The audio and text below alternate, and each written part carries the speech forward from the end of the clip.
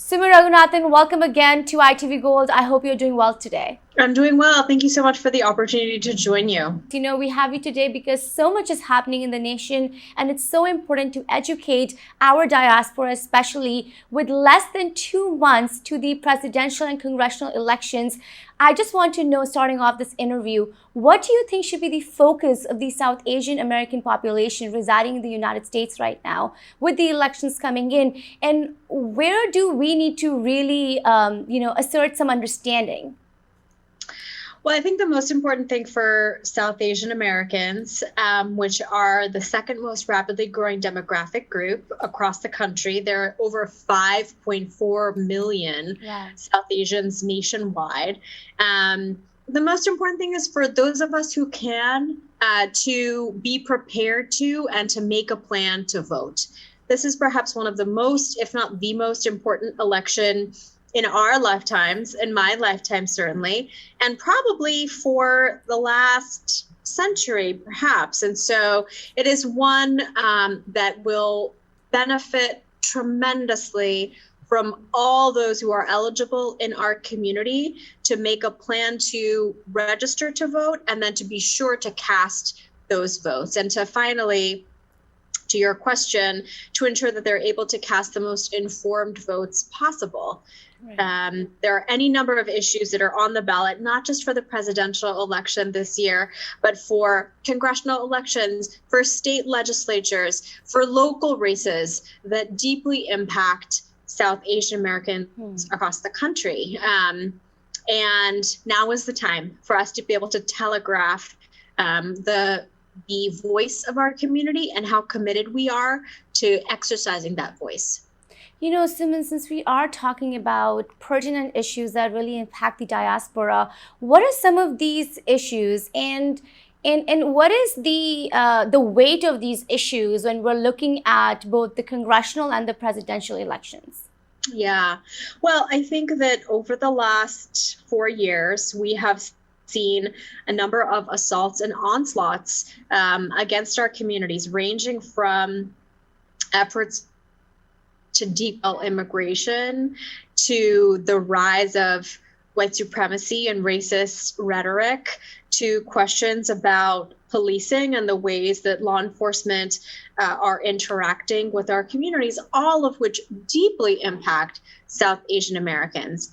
And then the final piece that I will just flag on that front is the response or the lack thereof on the part of the current administration with respect to protecting all in our communities from COVID-19. And we have seen the real life fatal impact of that lack of responsibility or of action and the ways that it has deeply impacted so many in South Asian American immigrant and communities of color across the country.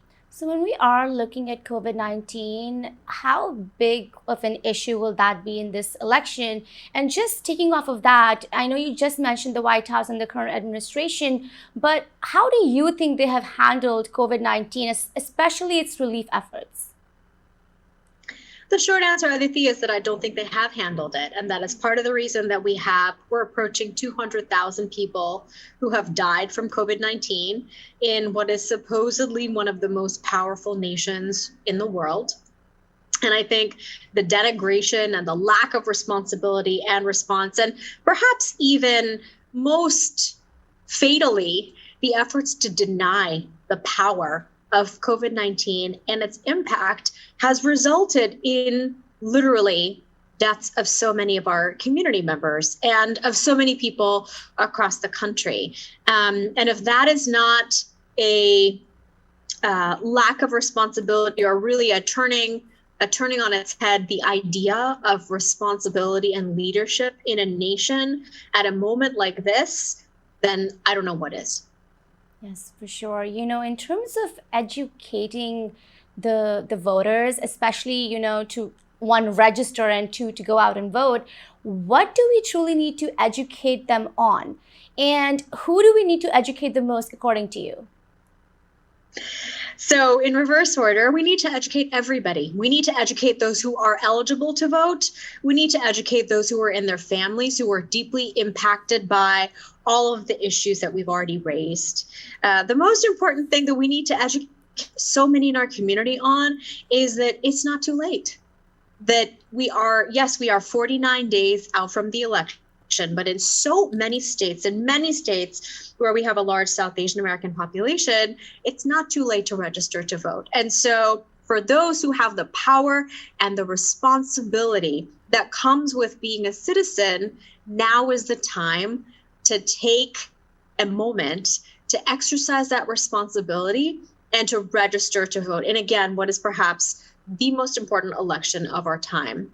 The second piece is to ensure that that those in our community are casting informed votes. There are any number of community-based organizations as well as national organizations that have put out guidance and resources that are not gunning for a specific candidate, or that are not only looking to support candidates of a certain race, religion, or ethnicity, but that are instead aiming to equip those in our community with the information they need to make the best choice they can for themselves. And I cannot underestimate the importance of taking a step to make that informed choice.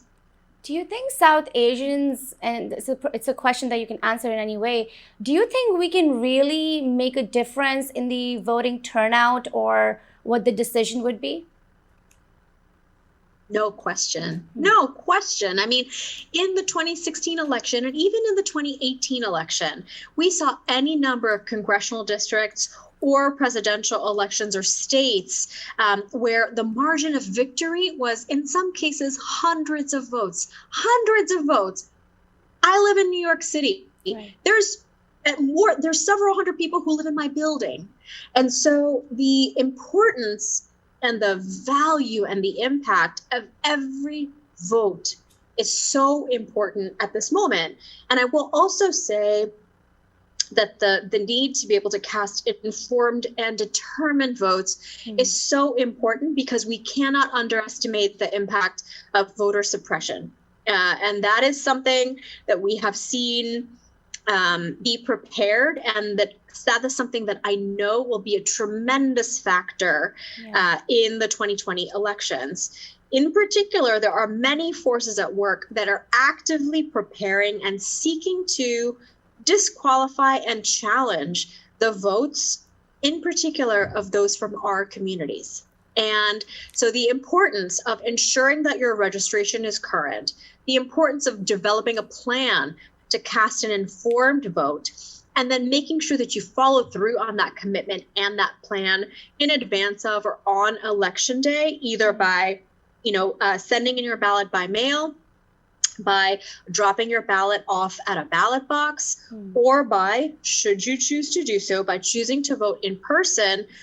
Choosing one of those three options could not be more important at this moment, knowing that there are literally volunteer armies of individuals who are preparing to challenge the votes and the veracity of votes of immigrants, people of color, and poor people across the country. And so we have got to be prepared, not just for that threat, but for that reality.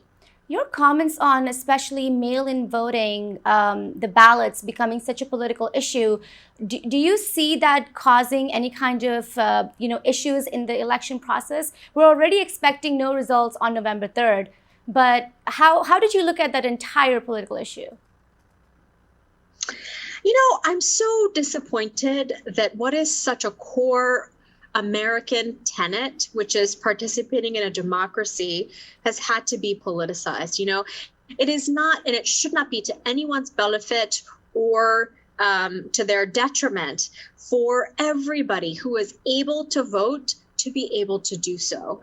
And so not just the politicization of the issue, but the choice to deprive the U.S. Postal Service of the resources they need to perhaps support one of the most American things, which is voting, is so disappointing. And I think that's part of the reason that there is a tremendous amount of confusion on the part of individuals across the country in so many different states, because unfortunately or fortunately, our nation has a patchwork of state level laws related to voting. And so there is no one size fits all plan or system when it comes to voting across the country. And so it's very, very important that individuals pay attention to the guidelines and to the rules in their specific state, whether it's with respect to mail-in voting, whether it's with respect to early voting, or whether it's respect to,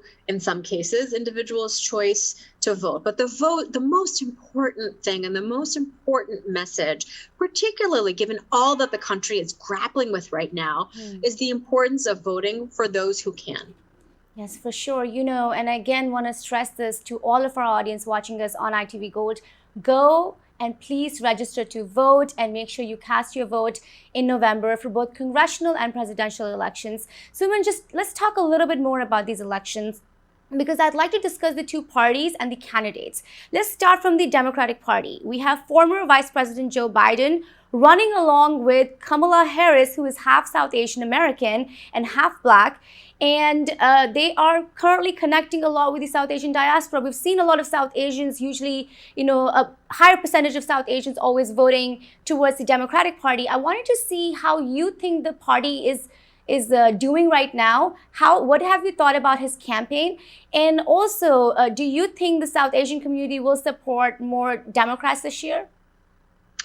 Well, if you look historically at the level of support among South Asian American voters, they have historically strongly tended towards supporting Democratic candidates, whether it's Indian Americans, whether it's Pakistani Americans, whether it's Bangladeshi Americans, whether it's Nepali Americans. I think so many in our communities in particular have responded to the need or the urgency of casting informed votes with respect to any number of civil rights, immigration, and economic issues. I think the opportunity for those in the South Asian American community in this election to hold even more power and to demand even more accountability from their elected officials cannot be underestimated. And I think many in our community historically have perhaps thought, what is the point? What is the value of me casting an informed vote? Aren't all politicians the same? I know those are some of the conversations that I've had with my aunties and uncles over the years. And the reality is that in particular, in this election, there could not be a starker contrast, literally, between the candidates and the candidates that both parties have put forward, and also what all of those candidates have actually said about what they stand for.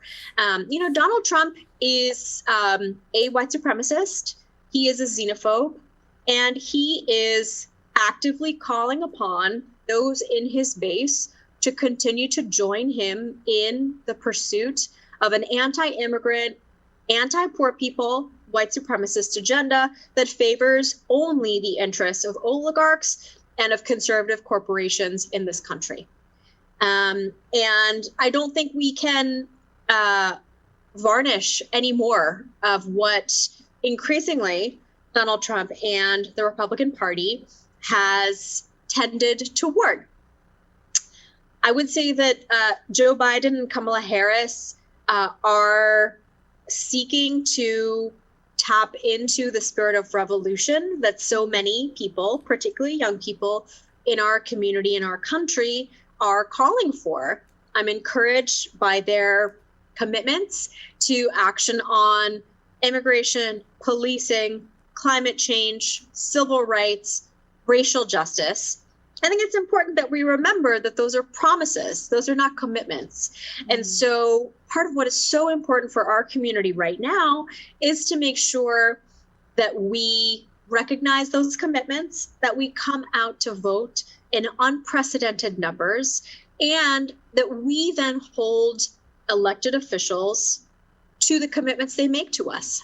And I think the imagery is so powerful, not just of seeing an old white man, Joe Biden, choose to be in partnership with a younger woman of color who is, like so many in our communities, of mixed race. And I think the powerful illustration of the solidarity that Kamala Harris understands, where she can in one breath speak about her chitis and in the next breath speak about attending a historically Black college and university, is a powerful illustration, particularly for those of us in the South Asian American community, but what can be gained from the partnership and the solidarity that can be forged when communities of color, particularly South Asian and other communities, are able to band together.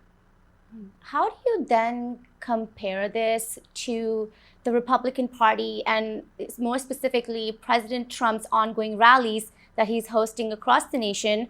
Do you think his supporters are there for him? And do you think he is doing his campaign right for the Republican Party? Well, I think those are two separate questions, right? The Republican Party historically has been one that has been, for lower taxes, for working class people, and for smaller government. And during the Trump administration, the level of onslaughts against poor, working class people, as well as large tax breaks, has been unprecedented. And so the disconnect between the impact of the policies that President Trump and increasingly the Republican Party are impacting upon so many people across the country is striking. At the same time, I think the Trump administration has done a very good job of continuing to speak to their people.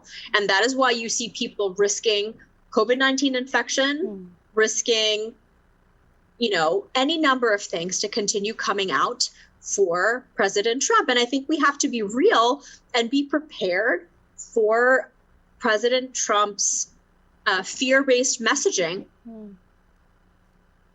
which is a power continue to draw out his base and Republican voters. Republican voters are far more likely to consistently vote, and many segments of President Trump's base are older white voters. And those historically have been those who are most likely to vote.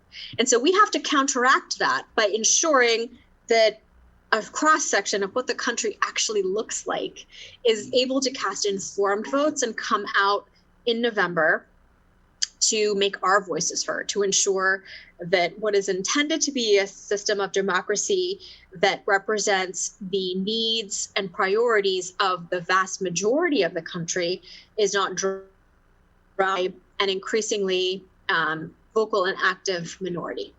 Do you think through his rallies, especially, President Trump is trying to increase hate for immigrants or other communities of color? I think it's indisputable.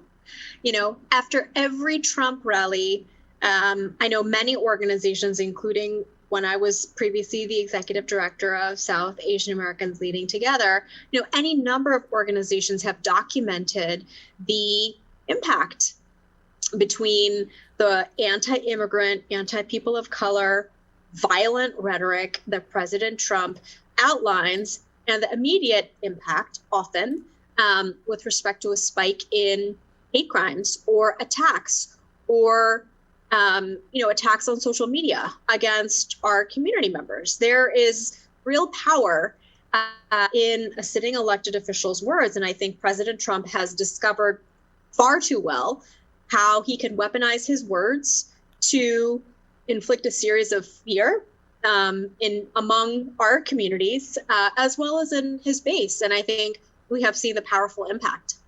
Yes, this brings me to a very crucial topic, which I also wanted to discuss with you, the race war that's happening in the nation. It's very clear there are a lot of demonstrations going on across the nation and also across the world since the death of George Floyd. But recently, the sad case of Jacob Blake happened. I would like your comments on that and the ongoing incidents of police brutality.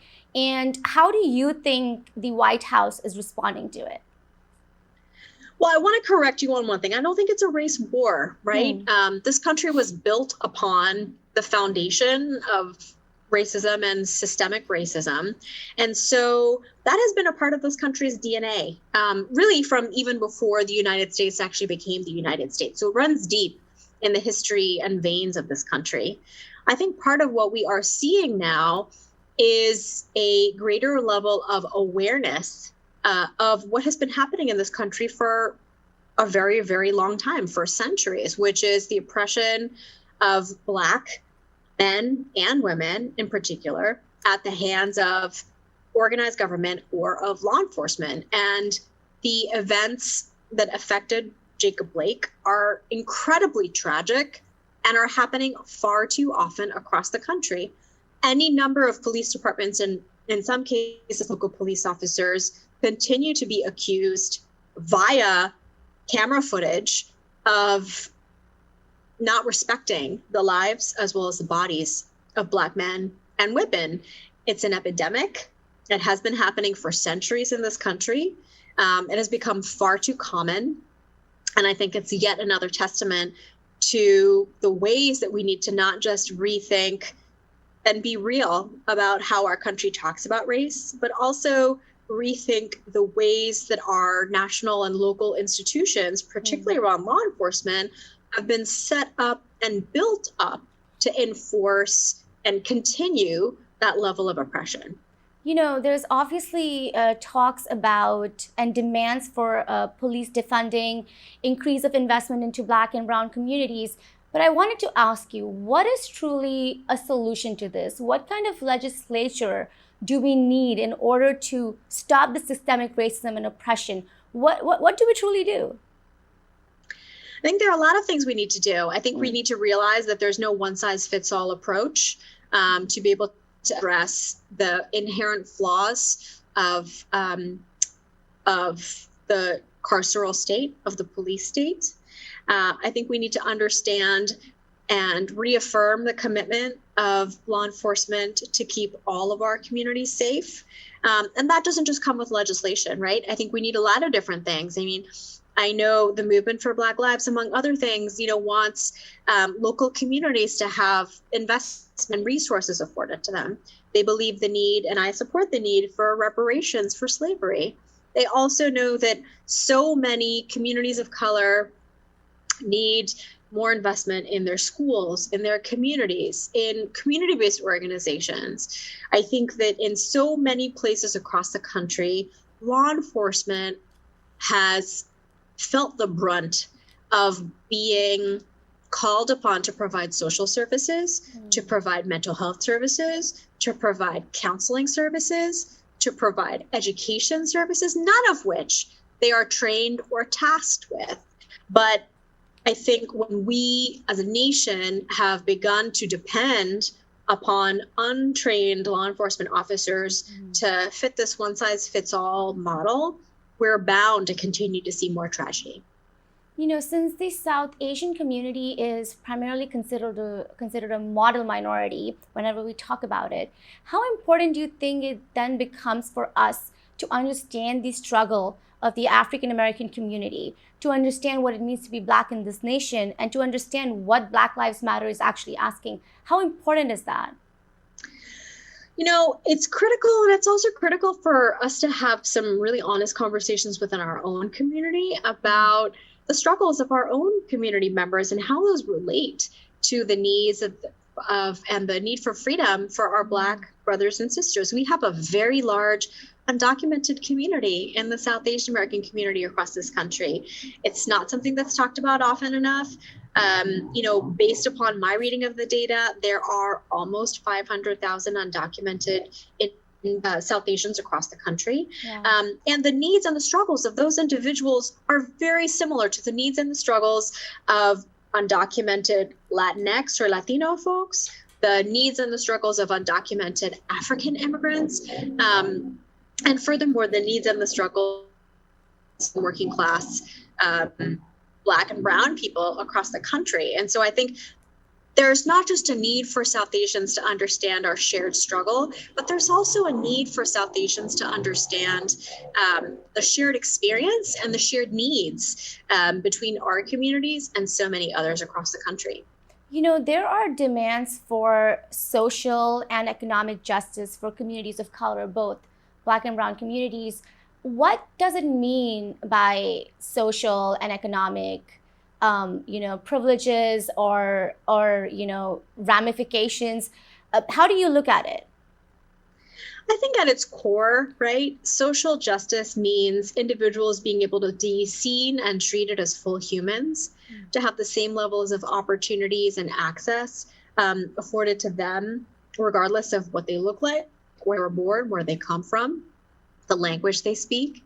And economic justice is, again, about individuals being able to, regardless of what they look like, who they pray to, the language that they speak, to be able to access a fair level of support or income for themselves. And we know when we look at the data across this country that income inequality and polarization has only continued to increase dramatically over the last 30 to 40 years. And so as the gulf between the haves and the have-nots continue, we know there's an even deeper and more urgent need for economic and social justice to be able to level the playing field. Yeah, so important to level this playing field. You know, we are coming towards a close of this interview, but I just have a couple of questions left here for you. What are you focused on and following for the next 2 months? And these 2 months are very crucial for all Americans. What are you focused on? I'm really focused on developing and supporting tactical plans to make sure that all of our people, and I mean all of our people, are aware of the need to vote, are armed with the tools and the information they need to be able to register to vote, and finally are committed to and really held accountable to cast those votes. I think we have 49 days left. This is definitely the most important election of my lifetime, and I think probably will be for generations to come, because the choices that we make on November 3rd will inform and determine so much of the future path of our country. And it's just crucial that everybody we know, that everybody we speak to, that everybody that has the option, and it's not everybody, but that everybody who can vote this November does so. Do you think vaccine is going to be used as a political weapon in the next couple of weeks? I think it already has, as so many other elements related to COVID-19 has. And here again, I defer to the scientists and to the science. And I think it's critical that we listen to and lead from the voices of the scientists who have been engaged in this search for quite some time. And unfortunately, those don't include leaders, for example, of several core government institutions like the Center for Disease Control that have unfortunately been politicized, or the Health and Human Services Department, which has also been politicized, but to really look to those who have gravitas, who are committed to ensuring that they can keep as many people safe as possible, and who are committed to not saying what's politically expedient, but what is scientifically true. Yes, so true. I really hope that they can stop politicizing vaccine. We just really need to wait on science to see when we can get it and who gets it first. You know, Suman, it was great having you again on ITV Gold. I would love for you to give one last message to our audience. My last message would just be, I implore you and I urge everybody who's watching this program to make a plan, make a decision, and commit to casting a powerful and informed vote this November. So much, and I'm not being dramatic when I say, really the future and the fate of this country in a lot of ways depends on every individual who can in our community making a decision and a commitment to voting. And, you know, if people need resources, a really easy place to go to be able to get information is to just go to www.vote.org. There's any number of resources there that are specific to your state. and that allow you to get the information you need, because it is your responsibility, but it's also really the time to be able to cast informed votes, really for the future, but of our children at this moment. For sure. Let's see how these elections go. Suman, thank you so much again. Thanks to you, IDP. It's always a pleasure.